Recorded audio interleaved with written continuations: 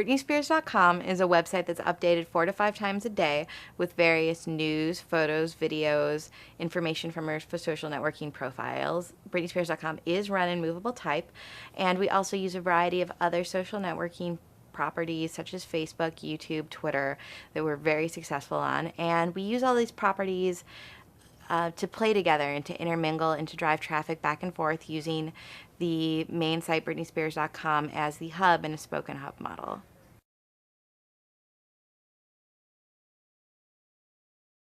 My advice for any businesses that are trying to get into social media is to remember that social media is a tool set for you. It is not necessarily a checklist, this whole list of sites you have to have a presence on. I would look at your strengths and weaknesses and look at the feature sets of any different kind of social media tool, social media property, and see what makes sense for you. Let's say that you're a hip brand with a loyal following, but you don't really have that much news. A Facebook page probably makes a lot of sense for you. If you have a very strict PR department and a very strict legal department, a blog is probably a good solution for you that you can put out controlled press releases on, moderate very carefully. You need to consider video. Maybe you have lots of videos. Create a YouTube channel, or maybe you even want to go more specific. There's all these niche user-generated video sites, and there's a place for you on the internet. There's a community that's appropriate for you to participate in.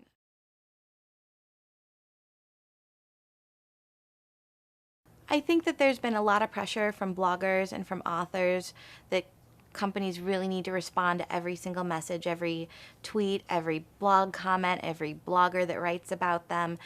And I think that that's unrealistic for a lot of companies. The amount of staff that is required to do that, the amount of attention is not something that most companies can get into. I think it's really intimidating, and I think that what companies need to do instead is make their users feel cared about, feel loved, feel listened to, but they can do that in a larger way without it being a direct one-to-one, two-way dialogue.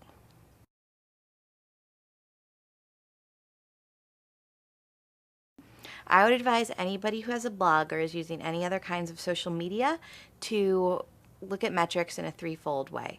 I would advise them to take the traditional metrics we've all heard of, the standard quantitative metrics such as page views, uniques, impressions, clicks, all of those things, and those are great, but they're really not the only thing you need to be looking at. I would also recommend that you spend a lot of time with your qualitative data. If you're using a blog, look at the comments, look at the people who reply on Twitter to you, the wall posts on Facebook, comments on MySpace, the messages you receive directly via email or any of your other platforms. And I would really look at what people are saying, how they're responding to you, and how much they're responding to you.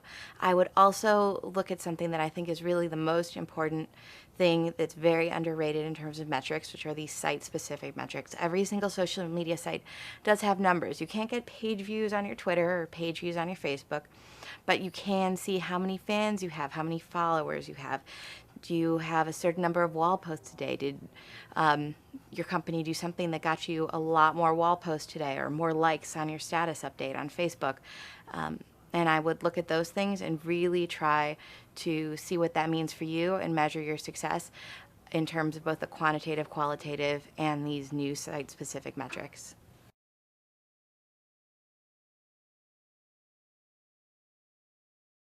I think that the technology platform that anybody uses for their official site is really important. I think that you have all these different social media tools, but they come and go, and they're going to continue to come and go. As much as we think that any of these huge sites are the end-all and be-all, they're probably going to go away and be replaced by newer, bigger sites in the next couple of years. So I think having a very solid official site and technology platform that everything else can revolve around, movable type is a great example. They've been around forever and seen many of these social networks come and go. So pick a technology platform that is solid, that makes sense for you, that's gonna stick around, and don't follow the trends.